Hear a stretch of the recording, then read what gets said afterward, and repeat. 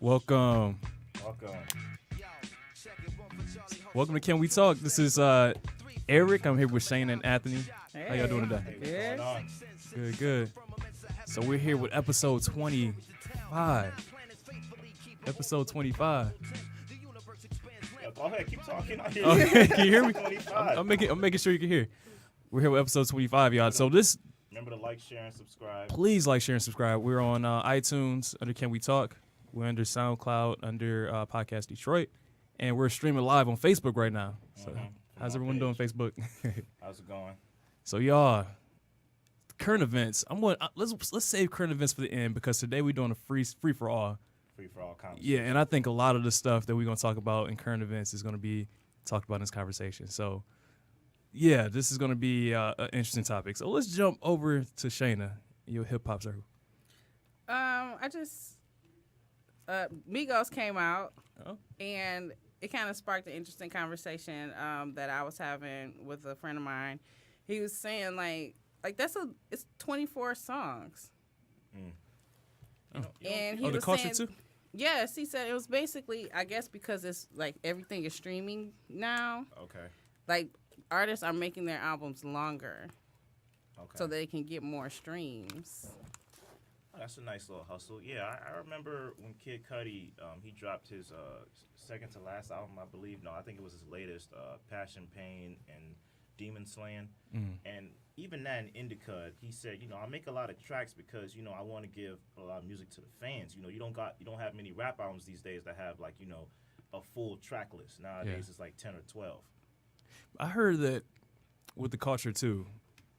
People were saying like some of the songs sounded like from Culture. Did you hear about that? Yeah. They pretty much use like the same like ad libs and. Well, they've always been big on the ad libs. What do you think about Erykah Badu's comment? I think it was taken out of context. Wait, what was the comment? Go ahead, Shane. Refresh me on that one. She did an interview, and she was basically saying like she's a humanist and she could see good in everyone. And then she brought up that she could see like, I guess she brought up one of Hitler's good attributes, that he was a good painter. And then she came back and said, he was a terrible painter. And then I think she said, poor baby, I think he didn't have a good childhood or something like that, something along those lines. And when I heard that, I mean, I didn't drag her myself. I was like, okay, I can see what she's saying, Right. but I don't think Hitler is the best example. Yeah, she could use that anyone quote. else. I mean, from the context, again, everyone I think has good within them, and I think that's what she's trying to say. Right. But that's just not someone you want to sort of highlight as that example. But with all that being said, people kind of they're outraged over everything nowadays. So it'll But blow over. it's the what did Dave Chappelle call it? What was The that? age of the spin. Like, Oh, yeah, we're age of mad spin. about it. That's Like true. we're gonna find something else to be mad about next week. Did y'all hear about the Jay-Z's interview on CNN? And With Donald Van Trump? Yeah, with Van Jones. Jones and then Donald Trump. Donald Trump tweeted him. Yeah. I heard about it, but I didn't look it up. I So didn't what watch. happened? Yeah, I didn't watch the interview. I'm not a fan of either of those individuals. Not even Van? No. Hold up. No. No, let her explain this. Go ahead. Wait, Why not- do I need to explain it? 'Cause So you're not a fan of Jay-Z or Van Jones? I'm not a fan of Jay-Z or Van Jones now. But I didn't watch the interview, but I did see the tweet where Donald Trump responded to Jay-Z. It was like, somebody tell Jay-Z that the Black American unemployment has fallen, since I've been in office. I mean, he claps back. I never wondered why he never clapped back at Eminem. Right. That was the one person I never heard Donald Trump clap back at. Somebody brought that up. He doesn't clap back at anyone who's not black. No, he does. No, he he does. does. He does. I mean, but think about it. He's pointed out black athletes. He's pointed clap out. back at Bannon. Yeah. That was his boy for a minute. But I feel like. Kathy Griffin. Yeah, but it's very few and far between. I think most times when he's adamant or outspoken about someone is usually an athlete who's black or actor, actress, comedian. But he doesn't. He could have easily called out Eminem as well because Eminem's comments were more so pointed towards him than I think even Jay-Z's comments. So, Culture 2, did you hear any of it? I know that's not your forte, but I did. I listened to some of it. this is journalism here. How was it? Right. I mean, I tapped my feet to a couple of songs, but I didn't make it all the way through the 24 songs. Okay. It's a lot of songs. So exercise music. Yes. Okay. Yes. All right. It's only heard mixed reviews. Some people just didn't like it. They didn't think it lived up to the first culture. But I mean, that's their opinion. I don't care for Migos, honestly. I like Major Bag Alert on DJ Khaled's Grateful. I think that's a nice song. It's a nice song I like by them. So let's move on to Anthony's 2 cents. All right. Well, first off, I saw Paddington 2. Let me backtrack from what I said last episode. It's not about immigration. I think that was another live action animated film. But it was pretty good, man. Okay. That bear is charming. So what was the premise of this one? Because I'm not gonna go see it. So Paddington. I'm gonna be honest with you. In the first film, Paddington, he found a family, the Brown family, and now he's living with them, and he wants to send his aunt. She lives in a place called the Retired Home for Bears. I know. Just go with it. Just go with it. And he wants to send her a gift to show her what it's like in London. What it's like to live in London. And not to give anything away, but Paddington gets framed for stealing this thing, and he gets up going to prison. Now this is where it gets really unrealistic. Wait, first is a bear in prison. That's Sounds like an episode of Family Guy. He shows the inmates how to be gentlemen and how to fall in love with marmalade. oh my god. Now listen, I know how it sounds, but it's pretty funny. Hugh Grant and Brandon Gleeson are in it. They're pretty funny too. Me and my girlfriend, we laughed a few times, and the ending is pretty heartwarming. Okay. I shed a manly tear on the inside of my cheeks.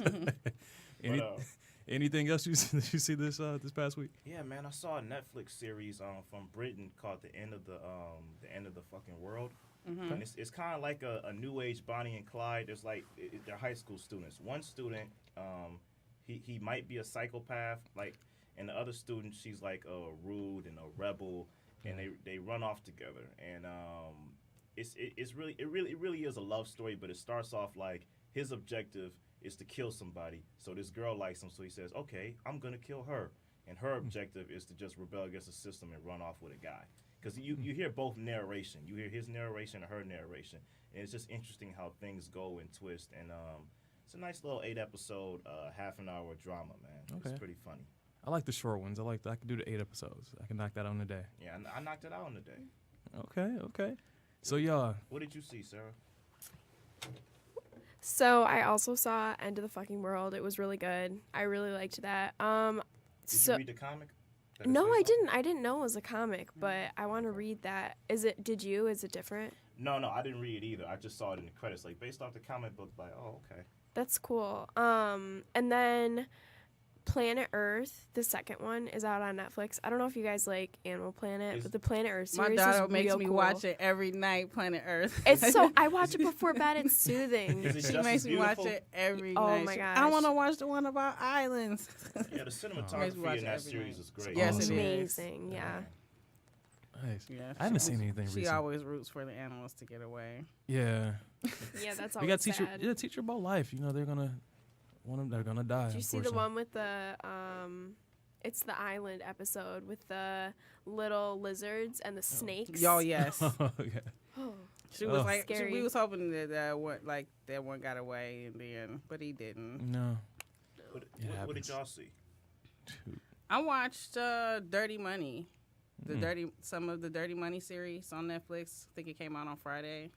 It's a docu-series. I love docu-series. Okay, I think I'm heard an about it. expert on Dirty Money now. So Okay. they had an episode about I can't remember the name of the pharmaceutical company that basically raised their prices on the drugs. Mm-hmm.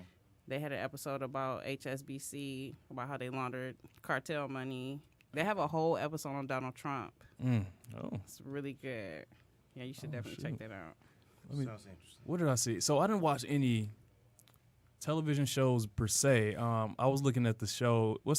It's a TV show called The Four. So we'll say, Yeah. did y'all see that?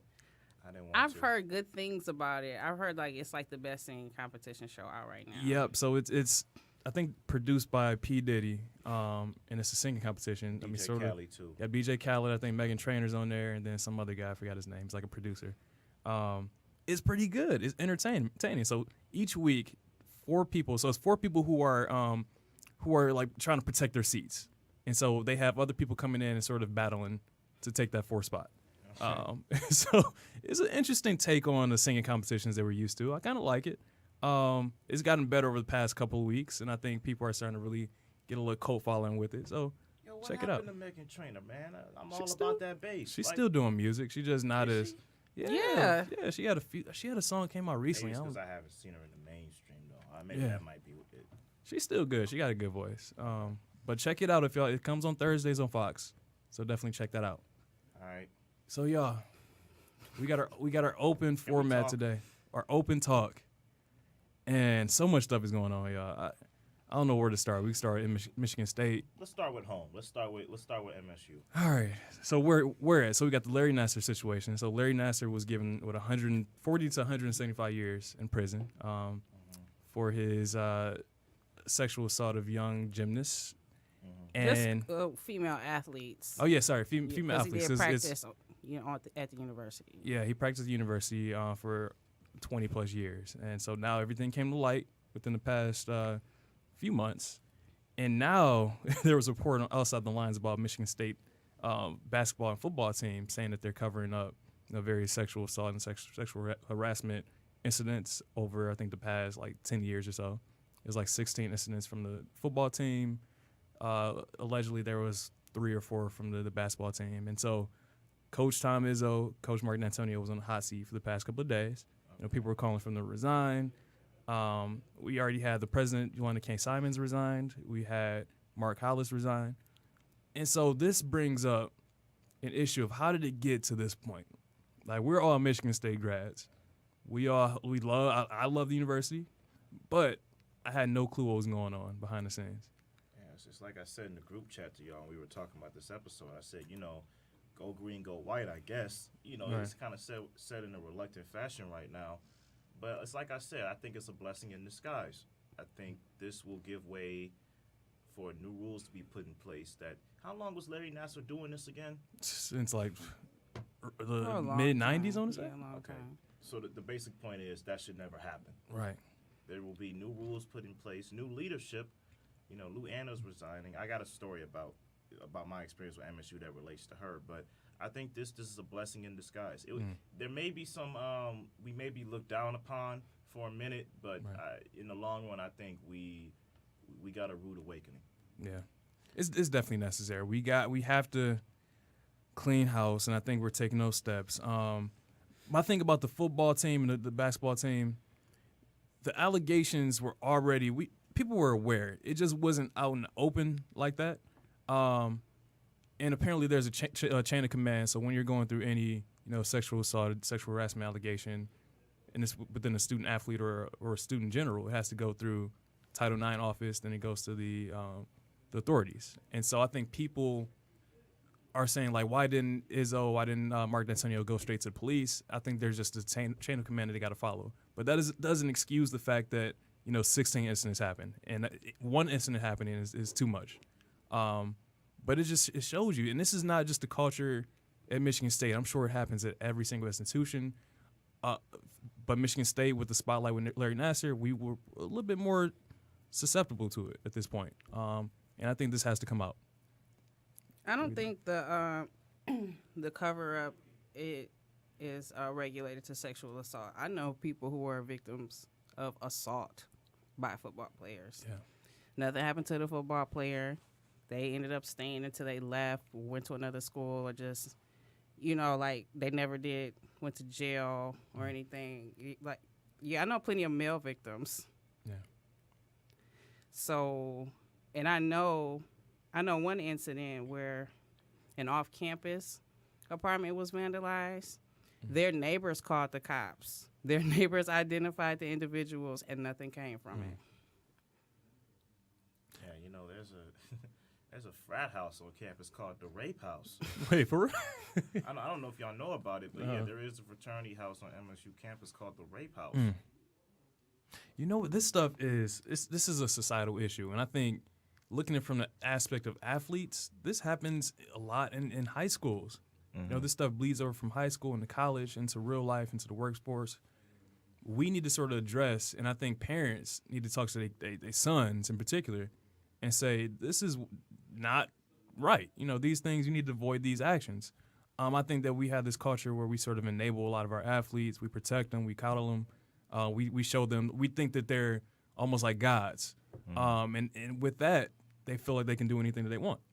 And I think this is something where you got to address that culture within just, how we treat student athletes, how we need to talk to our boys, talk to our men, and show them like, we can't take this. We got to change it. But as far as like football goes, like it's a very aggressive sport. Right. And like when how do you turn that off? Like, can you turn that off? Aggression? That aggression that you like in practice, because they practice quite a bit. They practice before class. People have their own vices, and whether those vices are legal or not is the question. Like, what vices do you indulge in to channel your aggression and get rid of it for the day? That's the question, because your Shayna is right here. Basketball is a sport of finesse. Right. There's aggression, but there's not much aggression. Right. It's really, you know what it is. Football is aggression. I mean, you can even see like incidents where Aaron Hernandez, he was diagnosed with after he died, after he committed suicide, they saw he had like severe CTE, and they say CTE affects your aggression levels. Right. And I think that could be happening. I think kids who are starting off sports young, they may be dealing with some mental issues from like being constantly repeatedly hit against the head, and I think that definitely affects them. It flips a switch in their mind, and some of them can't really control their behaviors, and that's not saying their behaviors, their actions are justified. It's just saying that this is a bigger problem than I think just a kid acting out. Even looking at Oscar bait, like Will Smith's concussion. Even that film was Oscar saying. bait. Well, I mean, come on. Yeah, that film was saying something. There is something to be said of the concussions that happen in the NFL, right? And how about the take this shot and go back on the field. We almost got this team. Right. Rah rah rah. The lasting effects of that are not good. I mean, and even again, 16 incidents. That's unacceptable.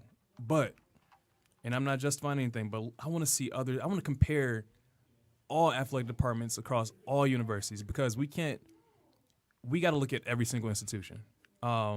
This can't just be just an MSU thing. This has to be a national NCAA thing. We need to look at, how we're sort of addressing issues of sexual assault.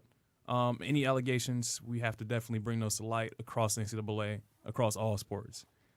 Michigan State, we're going to get what we deserve. And I think after, they do their investigations, if they find anything, we have to have those repercussions must follow. If they do the investigations, they see the things were followed by protocol, then I think we should at least allow it to play out naturally. I think, especially in this time, we get so caught up on sometimes that mob mentality. We got to sometimes let it just play out, let the facts sort of come to light. But again, it's a sad case, a sad situation. But I got a question. What with your experiences at MSU? Because I know we're all different eras. Was Lou Anna K. Simon in charge when y'all were there? Mm-hmm. Yep. What is your impression of her leadership? With Luana, I feel like a lot of the issues, especially we had some racial issues on campus, she did a horrible job of addressing that. A lot of times the students, they would protest, they would talk to the administration about what's going on, and they didn't do much. I think that for her, she doesn't really want to ruffle a lot of feathers. She just wants to sort of keep the status quo. Neutral. She's neutral about everything. Little negligent. A little negligent. She's a little late to the party when it comes to some big issues. And that's sort of bitter in the butt right now. She waited to the last minute until it was absolutely necessary to address it, and then now it was too late. Did it bite her in the butt? I mean, she's getting a really good retirement. I saw that. Package. I'm like, wow. She's I think she's getting paid like $2 million for like the next 5 or 6 years, something like that. She crossed all T's and dotted all I's. I would have never, ever, ever thought to negotiate free parking. I would you get free parking for life. I mean, a lot of that stuff. What's your experience, Shayna, with Luana? I didn't mean to interrupt. It's basically the same experience as Eric stated. Like, there were quite a few racial incidents while I was on campus. They, I guess, voted to repeal like the using affirmative action Okay. for admissions. So, and I don't think she addressed that properly. Yeah. Like, I don't even think she addressed it at all. Like, we didn't get anything. Like, we were still like, we're dedicated to diversity, anything like that. I will say this though. I will say that she did a great job of sort of putting the national spotlight on MSU athletics. But I think that's really where that was where her passion was. I think she just wanted to prop up the athletic scene. Clearly, in that package. Put a lot of money into it. Yeah, she got a lot of donors to really donate money to build Spartan Stadium, renovate the Breslin Center. But I think her focus was more so, all right, how can we get the most donors, the most sponsors, so we can make the athletic department and the brand sort of shine with neglect of other areas. I understand. There was an experience when I was on MSU, and it was kind of a racially charged time. There were fake nooses being hung on doors, and just talk of different racial incidents on campus. And there was a moment where a Caucasian woman, her computer had been stolen, and the description, there were some nuances to it, but it was mostly two black guys. You know what I mean? And Luana sent out an email just addressing the incident. And again, it was neutral. It was a little negligent of the fact that every black man, including myself on campus, could be a suspect, right, instead of like addressing the real nuances of who stole the laptop, like more nuances of the people that's allegedly stole the laptop. And I just believe, something like that, you don't want that from your campus president, because it doesn't really make you feel safe, and it doesn't really make you trust them or trust the institution. You got to also look at those positions, university presidents, provosts, vice presidents.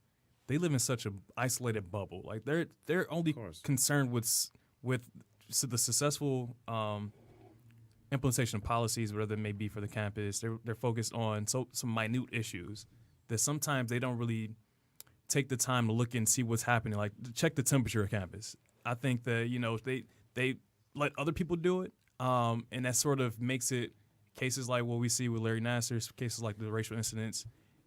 It seems negligent because, again, she's not really checking in. She's not really there. And I think that's the universities across the board, but more so in Michigan State because, again, you see when you are negligent to that extent, things are happening that you may not see, and it's going to be exposed. The light's going to shine. Indeed. Yeah, it's rough. It's an interesting time to be a Spartan fan because it's hard. Like I'm trying to. I want to wear my gear, but I'm like, is it the right time to do that right now? Right. No, I understand.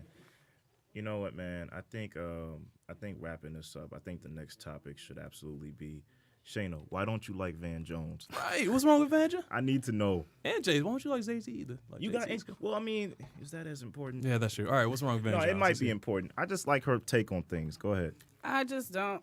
I just don't appreciate some of his commentary. All that crying on TV, Trump, like. You think he a little feminine or? No, I don't. Oh. And even if he was, that wouldn't be my issue with him. I just feel like, some of his commentary. It's too much?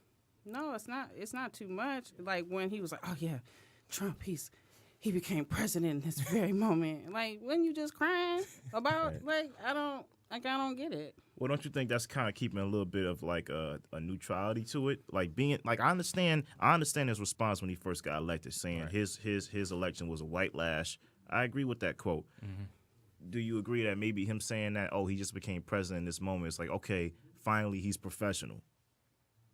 Well, then say that then. Well, I think that's what he was saying. No, he's like, he became president in this moment. It's just a lot of stuff that I just don't. I'm just not feeling Van Jones. I feel like Van Jones tries a little bit too hard to remain that neutral body. I think, and again, with your example of him saying, "Oh, this is the moment where he became president," I think that he's trying to appeal to people who think that journalists, especially on CNN, are a little too left leaning. I think he's trying to give. He's trying to go above and beyond in some cases. It seems a little bit. Fake. I would say counter-argue that with the white lash comment. Yeah. I really think Van Jones is a black Dr. Drew. I think they're both people who, they feel strongly about one thing, right, and then they try to be neutral, and then it ends up being kind of awkward when they're neutral against what they usually say. Yeah. You know what I mean? I think they're very passionate, or maybe a little too passionate, but I look at them as kind of one and the same. I mean, I think that's, yeah. But I mean, I would look at the same thing as any CNN reporter or MSNBC anchor. There's something about Don Lemon that makes me really squint. Like, I don't know. There's something a little distrustworthy about him. I don't really. I just feel like giving your history, like your documented history of anti-black commentary, like you can't just come out now and just with your fist up without an apology. Yeah. Well, yeah, there's that too. His coverage during Ferguson was atrocious. Yeah, I haven't saw that firsthand, but I'll look that up when I get home. But there's that in there, and then there was this kind of this uncomfortable moment where the Bill Cosby allegations were out, and he was speaking to a woman, and he said, "Okay, so you said that Bill Cosby forced oral sex on you." And I guess some people have asked this question. I guess I have to ask this. Well, why didn't you bite or something like my that? God. remember that. And I'm like, Don, whoa, you on TV? Like, even then, that's kind of like a uncomfortable question to pose. Like that's like saying, well, why didn't you do this? You know what I mean? That's a touchy line. Victim blaming. Yeah, victim blaming. Yeah, you're right. Right. I don't know. I mean, Don Lemon. I really don't watch the show, so I couldn't tell you. But I think he is. I think he is trying to find that common ground and sort of fighting for more black issues. But you're right. He was a little bit in the early part of his career. He didn't really do a good job of being not neutral, but standing on the side of our cause. You know who I do like though? I like Kamal Bell. Oh yeah, he had a good show on CNN. I don't know if it's still there. I think the second season just ended, didn't it? Yeah, I think it's still on there. The History of the United States of America. Yeah, or that's something a good show. The unofficial. I don't know, but he's pretty good. I like him. Yeah, I'm trying to think who else. I'm telling you, I'm trying to really lower or limit the amount of news I watch because it stresses me out so much. Right. I can't do it.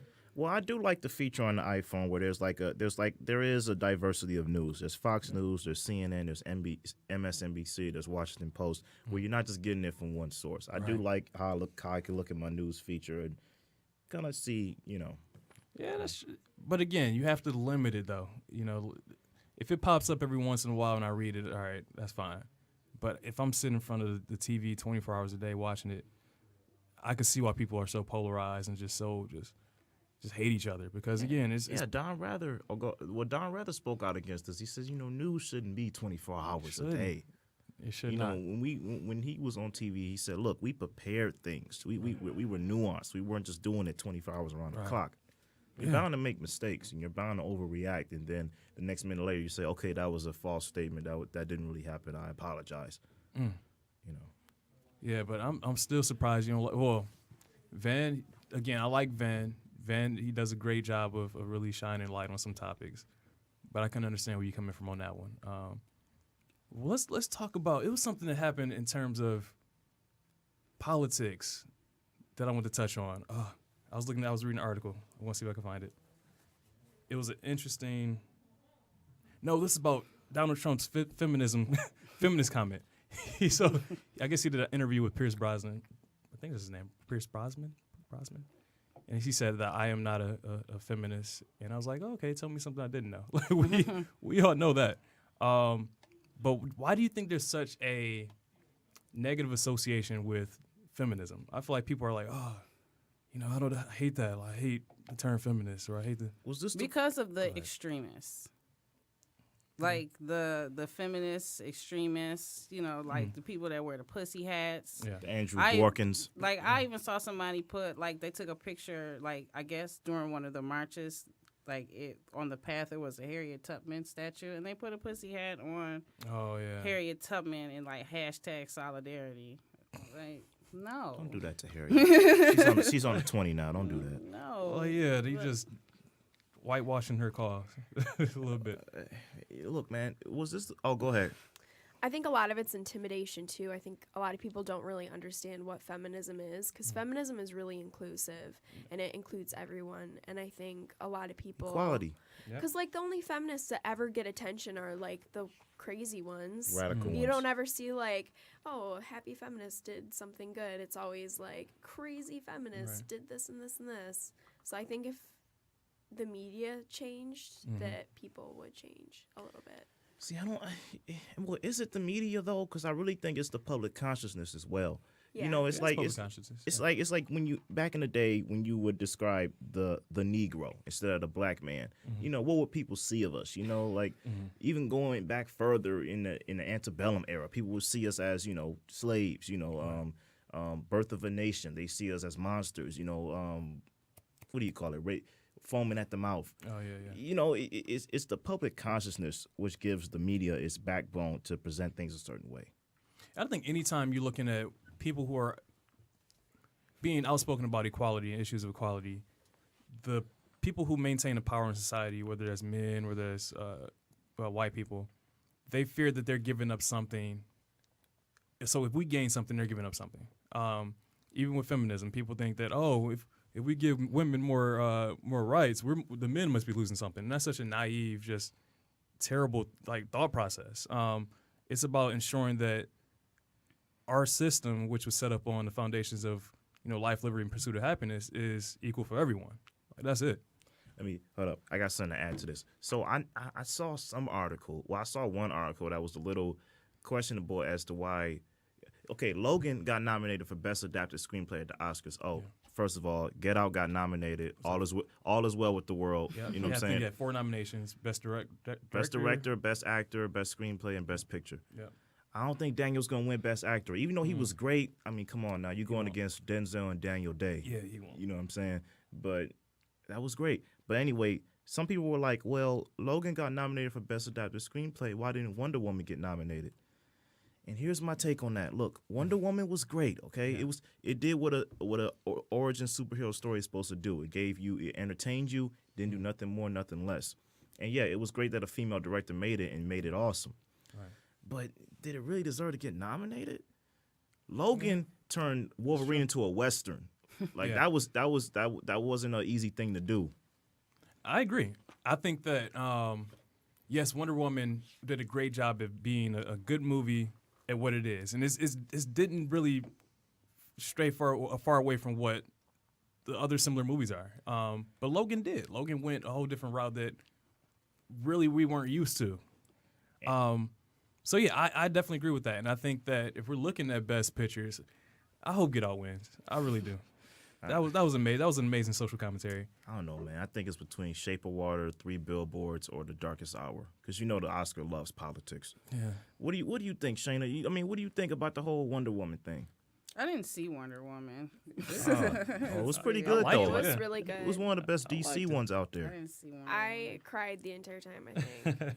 I ain't cried. The but costume design for Wonder Woman was actually fantastic. Yeah. see, the costume costume design, I can see that. The set design, Visual effects. Yeah, that was all really good. Yeah. It was cool because they didn't make all the Amazons super sexy. Like they were strong. They're warriors. Yep. Yeah, it was really cool to have something like that. But it's like the same reason I'm saying that about Wonder Woman. Some people may say that about Get Out. Like Yeah. I was talking with a friend of mine. He was like, he's like, yeah, I saw Get Out. I mean, it was interesting. It took the horror route with some comedic takes. And I was like, yeah, man, what'd you think about the whole racial subplot of it? My friend is a white guy. Yeah. He was like, I'd rather not have been beat over the head with it. I'm like, beat over the head with it? What do you mean? And, he didn't really want to debate with me. He was like, I'll say it's a good movie. I'll leave it at that, Anthony. But like we went back and forth a little bit. But I'm saying the same reason I'm saying this about Wonder Woman, some people may say that about Get Out. Yeah. I'm like, it was a racial horror movie. Did it deserve to get nominated? Honestly, I think so. I agree. Again, it's all about perspective. It's about what lens are you looking at it from. Right. And I think from us, I think it really touched on the Black experience in a way that hasn't been really talked about or showed ever. And this was new. This is a really interesting, unique way of portraying that. It's sharp. It was. And I think, again, a lot of people who may not come from our perspective may see it differently. They may think it's forced. But, again, that doesn't take away from the quality. I think it was a high-quality movie that, it can last a long time. Wait, hold up. Have y'all seen The Chi? Yes. Oh, yeah. Is it a good show? It is. I mean, I like it. I I think like it.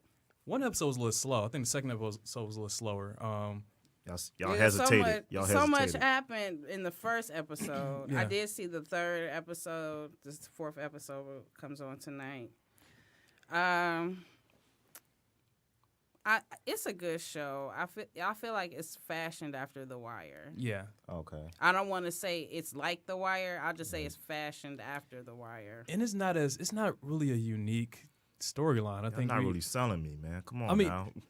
it's kind of it was not played. I think we do this a lot.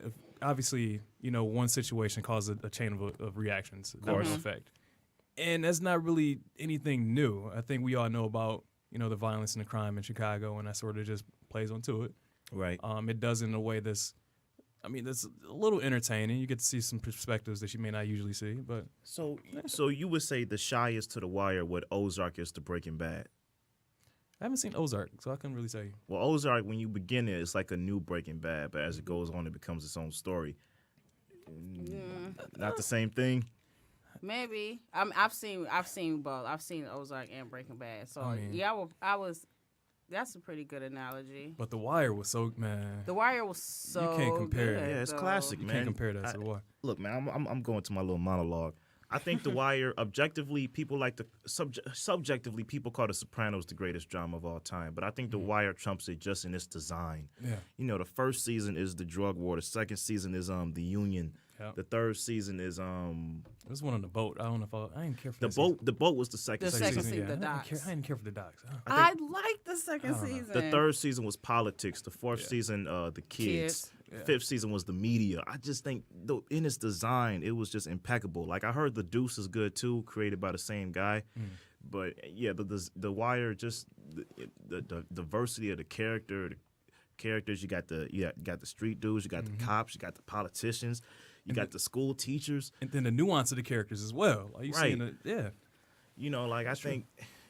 I think The Wire is that show, man. And it was at a time where it was fairly new in terms of concept. It was a new thing that we weren't used to.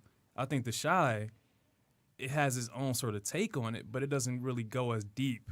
And so we're only 3 episodes. yeah, that's true. We're 3 episodes. I want to episodes, yeah. hold judgment. Let me hold judgment until we get to the end of the season. But so we'll see how it goes. But I feel like I can really I know where the next plot is going to be. I know where they're going with each episode in The Chi, and it's not something that's really out of the box or something that's unique.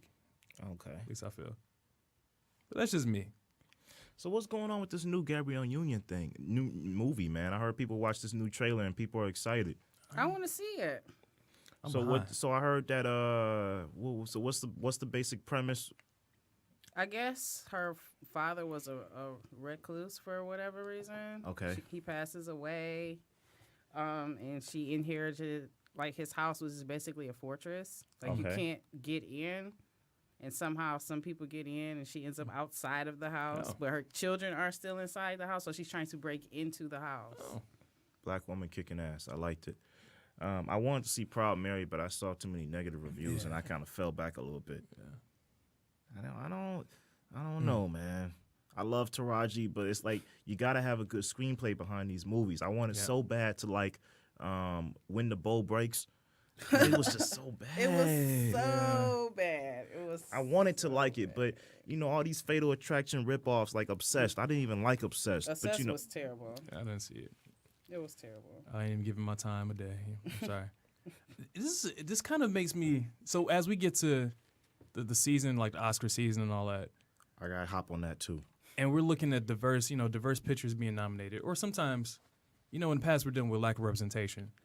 I remember someone saying "Oh, this is affirmative action. They gotta let black people in there."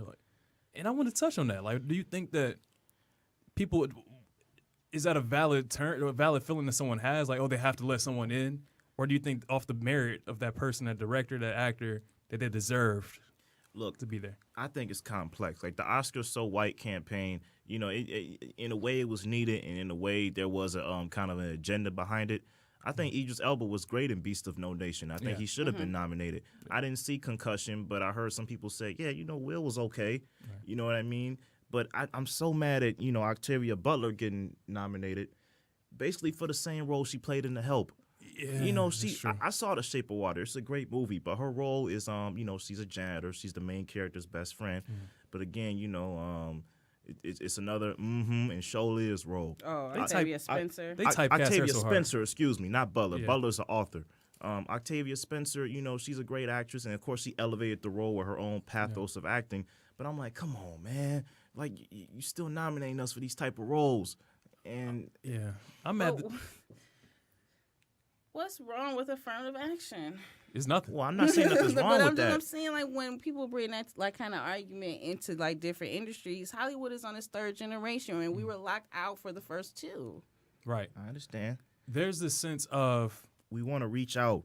We want to be diverse, man. yeah. There's this sense. I guess society thinks that there needs to be a meritocracy in terms of you earn things based off your merit, but that's not taking into context the historical underrepresentation, the barriers to access that we've had, and sometimes affirmative action does play a big role of making it as equitable as possible. Like, we're not all on the same footing. Like, not all black actors or actresses have the start that others may have had, or they might have had the resources that others may have had. So, and this goes into not just acting, it goes into college admissions, education, all types of things.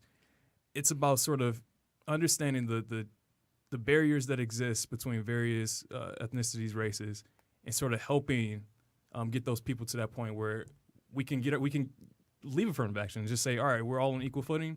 Now we can get just based off of merit. Hey man, I hear you on that, and I'd like to touch on that with the Idris Elba quote, where he said, a film like Inception with Leonardo DiCaprio, could you see me in a role like that? I would love to play it, and I think I would do well, but could you see me in a role like that in this current Hollywood climate? Mm-hmm. He said this back when the film was big and everything, and I think that was a quote that needed to be said. Yeah. I think someone like Denzel Washington, he defies. He defies critique and being placed in certain boxes because he's that good of an actor. Right. You can see him in Inception, but then again, he is an exception to the rule. Yeah. You know what I mean? And I think to get into that point, some other black actors should be on that same kind of pedestal. I think Will Smith is there a little bit. I think Idris is on his way up to that pedestal. Yeah. But I think there's something to be said with that. Well, why do we got to have one Oprah? Why we got to have one Denzel? You know what I mean? And granted, there's been a lot of mediocre white actors who've gotten Oscars, like Casey Affleck. He shouldn't have gotten. Why did he? Well, he was pretty good in Manchester. It was okay, but didn't he beat out Denzel for? Oh yeah, Denzel Fences? Was great in Fences. Yeah, I'm like, and Casey Affleck, he had a bunch of issues in terms of sexual harassment at that time. That didn't really come out because it was a year before. But I don't think he was that great of an actor. Yes, he did a great job, but I think Denzel was kind of more deserving in that role. Yeah, that's subjective, and I do agree with that. I mean, in Casey's defense, he was pretty good, man. A man that's broken down. I think he was good in Manchester. It was kind of a slow movie, but he was good. But I hear what you're saying. I hear you. Mm. Yeah, that's the thing. That's going to be a common discussion. Like, people don't think that a black actor or an actor of color deserves to be in that spot because there's always association of that they were given it, that it was handed to them. But I want to see Octavia Spencer in a Nicole Kidman Big Little Lies type of role. Man, she's typecast so hard. And I think she could kill it. I really do. But you know what it is. Yeah. But I think she found her. Well, I guess she found her niche. But unfortunately, it's the same characters in each one. But like, what do you mean, like Nicole Kidman, like Little Big Lie, like? Well, I never saw the show. Like strong, but in like. Well, a strong role, kind of a vulnerable role. Yeah. Like I never saw the show, but from what I hear, Nicole Kidman, her role in that show. Have you seen it? Yeah, I saw it. Okay, well, either Nicole Kidman or Reese Witherspoon, one of their roles in that show, they're strong, but they're vulnerable. What I mean? They're complex characters. Yeah. Bottom line, I want to see Octavia play a complex character. Like in The Shack, she played like the female version of God. Yeah. And that's kind of like a sentimental movie, but it was something different. Yeah. You know what I mean? I am happy for Mary J. Blige, though. Speaking of, actresses. MJB. She did a great job in Mudbound. Again, I don't know if she's gonna win. Probably not. But I'm going over it in my mind because I'm so happy for her. But I'm like, was that Oscar worthy? I don't think so. It was a solid supporting supporting role. It's an Oscar worthy film. Yeah. Oh yeah. Yeah. You got to see that. Have you seen it? Oh my God, it's pretty good. I need to watch it. I love Jason Mitchell. He's really good on The Shy. Like, he's a complex he's character. The lead guy. Yeah, he's a really complex character. Yeah, he's like a guy who, again, he wants the best. He wants the best for his life, but he's constantly being pulled back. So you got to watch The Shy. That's the Michael Corleone effect, man. Yeah. I try to get out, but they pull me back in. Yeah, those are the best kind of characters. Make sure you watch The Shy though. You so we can have a better discussion about that because I don't want to give too much away. But yeah, he did a great job in that movie. I'm surprised he wasn't nominated though. Was he? Not for Mud. I don't think he was nominated for Mudbound. That's unfortunate. I He think he should did have a been great job. nominated for Straight Outta Compton. Oh yeah. He was Eazy-E, right? Yeah, he did Yes. easy. Yeah, I mean, I really that film. I got a love-hate thing with it, but I got a love-hate thing with NWA. But I love the storyline between him and Jerry Heller. I think him and Paul Giamatti played those roles great. Yeah. Wait, what's your love hate with NWA? I mean, come on, man. I understand they're legends, but it's like the film we're painting them as, hellish angels, and I just don't agree with that. Like, at the end of the day, bitches and hoes was said. Yeah. Bitches and hoes was the mindset. I understand Hollywood. I understand. Let's give the legends a film. I get it, man. But, at the end of the day, there is a D. Barnes incident. Yeah. You know what I'm saying? Yeah. And Ice Cube is who he is. I think they painted him honestly. He is, he went into that studio acting ignorant, smashing things up because he wanted his money. They painted Ice Cube as he was, complex. But I think they made Dr. Dre too much of an angel. Yeah. I mean, but, it's about, obviously, Dr. Dre had the say of what, he hand in it. That makes you make a good point. What role does storytelling or revisionist history have when it comes to abuse? Because he has a long track record of abuse against women that he wasn't even in relationships with. I just wanted the same complex portrayal of Ice Cube for Dr. Dre's character as well, but I knew that wasn't going to happen. That's deep. I didn't really think about that. At least in Notorious, they showed Notorious getting rough with Faith Evans and Lil' Kim. Right. And Diddy produced that movie. They showed Biggie getting rough. Yeah. There was a complex. The movie was okay, but there Clearly, Diddy produced that movie. Yeah, but there was a complex portrayal of Biggie. But of course, he wants his image to not be, I get it. Destroyed. But I agree that you have to sort of be real. You got to tell the truth if you're really doing a biopic. And F. Gary Gray, I think he directed a few of NWA's videos or Dr. Dre's videos in their early career. So he's attached to them too. He was the main guy. It was okay. I mean, it was a decent movie. It was all right. No, it was a good movie. I just don't watch it because personal reasons, like I just stated. Yeah. Dang. Yeah, and they also came in a time where they were changing the narrative of hip hop. So I can see where you're coming from with that. Right. I think they caused the demise of hip hop. That argument can be made. I'm just gonna say they thought MC Hammer was Mickey Mouse rap. You know what I mean? Right. MC, that's fun, dancing. Right. Speaking of music, when was the ultimate demise? Not saying that it's dead. That the real hip hop is dead. Bling Bling. You think so? I think that's the era where we really start to take a downtrodden. I mean, NWA was pretty declining too, but there were still bars. I think with the Bling Bling era, you weren't really saying much. Yeah. I might have to agree. What do you think, Shayna? I don't know. I really don't, cause some people will point to NWA, some people will point to MC Hammer. It died before it started? Right. I'm just kidding. Or Vanilla. I really can't pinpoint. I just know that somewhere along the way we lost the balance. Yeah. Like my baby, she was singing Starships. She was, and I listened to it. I said, even the clean version, I don't want you to listen to this. We had kid friendly hip hop. Right. We did. That was good.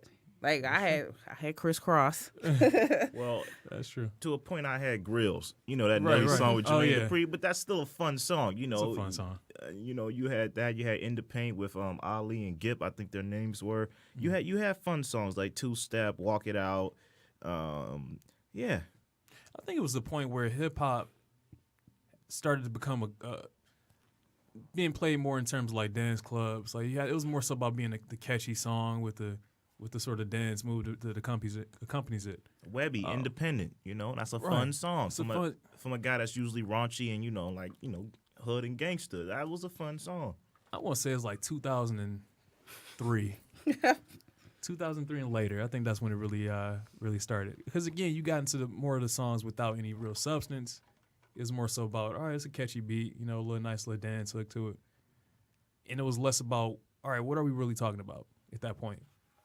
And I think that's where it was. You know, and Personally. sometimes when you change up, you get criticized. Like, I remember Jeezy really tried to make a change. He really did not want to be the dope boy anymore. He came out with Church in These Streets, and everybody like, Jeezy, you the dope man. What are you doing? Right. So we had to go back to it because the fans were like so like resistant to this other Jeezy. And I do blame the fans a lot too. You know, I think the fans sort of had these expectations for these artists for them to always fit within this narrative, sort of like what you discussed.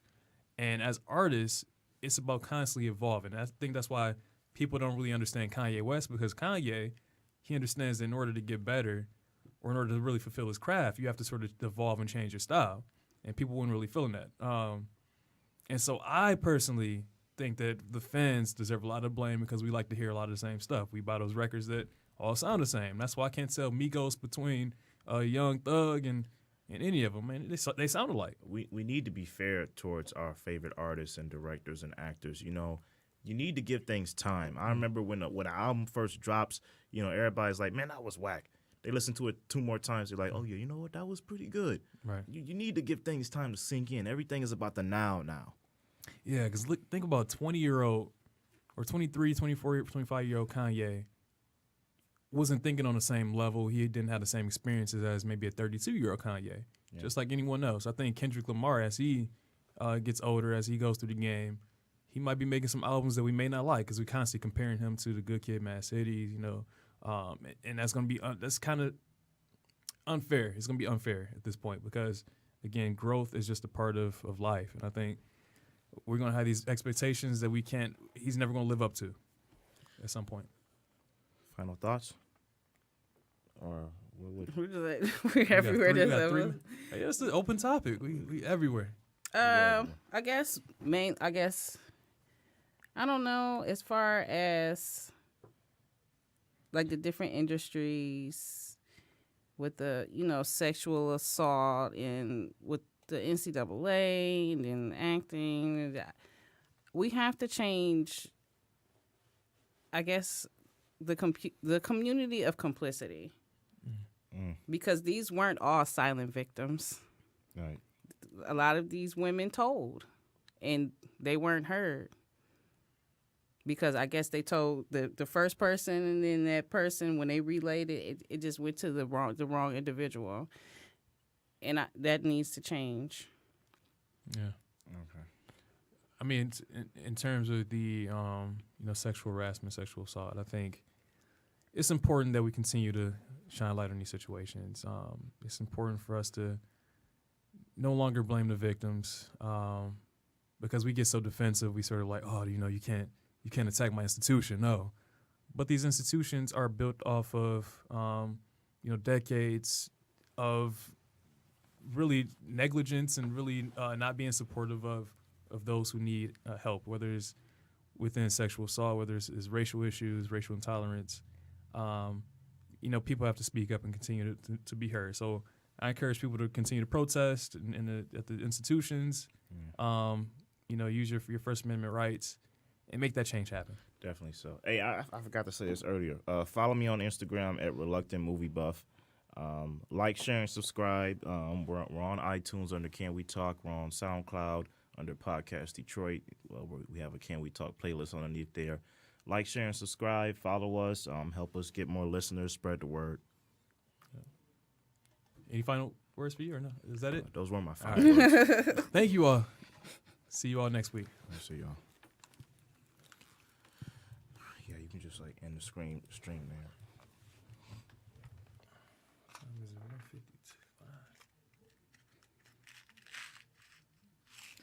I gotta admit, man. Yeah. I'm still mad about the Aziz Ansari thing. I think that's the only one to do. He been blackballed.